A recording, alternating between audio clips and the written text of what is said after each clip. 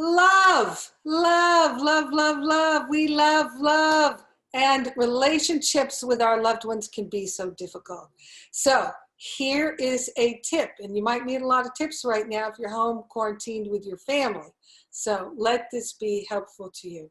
Sometimes when we have disagreements in our families, one of the ways that we can learn to articulate better and have more clarity about what's going on with us is, instead of saying what we think, we say what we feel. So for instance, someone says, hey, I feel like right now you're not understanding me, and I feel like you're trying to force me to do what you want me to do, and I'm feeling really uncomfortable about that right now. Can we talk about it? Then the person can say yes or no, and they can say how they feel. And there's no judgment, there's no blame, not blaming you for how I feel, but just being able to say matter-of-factly how I feel.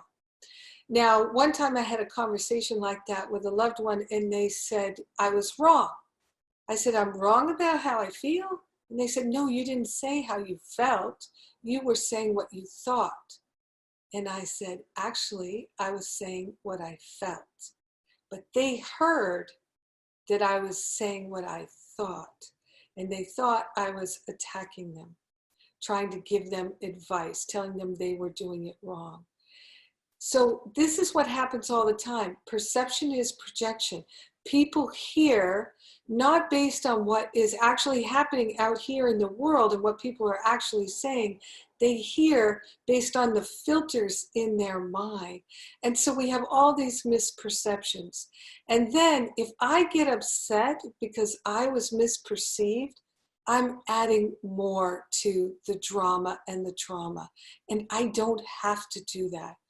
I can say, oh, thanks for letting me know what your perception was, and let me just see if I can say it in a different way. Maybe it'll be more clear. So I'm not blaming them for not hearing correctly. I take responsibility that maybe I haven't been clear. Now, we can't have these kinds of conversations if we're in judgment. If we're in attack mode, no matter what we say, it's going to come out as an attack.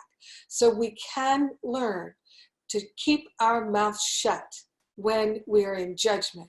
Or if you just cannot keep your mouth shut, then you might say this. And I have said this to my loved ones. I've said, you know what? Right now, all I've got is upset and judgments. And I know if I share that with you, it's just going to be like you're going to feel attacked. And none of these judgments and opinions I have are worth anything. I know none of them are true. None of them are helpful to me. There's no point in me saying any of these thoughts that I'm thinking right now. Best thing for me is a time out so I can come back and have a loving conversation with you. Because I do love you, and that's what's most important to me. So can we talk about this later? I just need to regroup and cool off and calm down. That's good for me, and that's good for them. And that's loving communication. Because if someone tells you right now, I'm not in a good space to talk about this, don't we have enough patience and enough good common sense to realize, hey, maybe it is better to talk about it later when we can talk about it from a loving, compassionate perspective. I can do that. I can do that. So number one, talk from your feelings, not from your thoughts. If you're in judgments, either own it or just be quiet and see if you can talk later. These are simple, simple things that we can do, and we can train ourselves to do them in all of our relationships. If we're blaming other people for our feelings, that's not helpful. Let's be truly helpful in all of our relationships. It's so amazing when we take this love and care for ourselves and for others. Our relationships really become completely different. They become unconditionally loving, and that is miraculous. And that's healing, not just to our emotional body, but also to our mental body and our physical body. And that's what we need right now, is simple tools and tips that we can use every day in our relationships to be more loving. I hope that's helpful to you.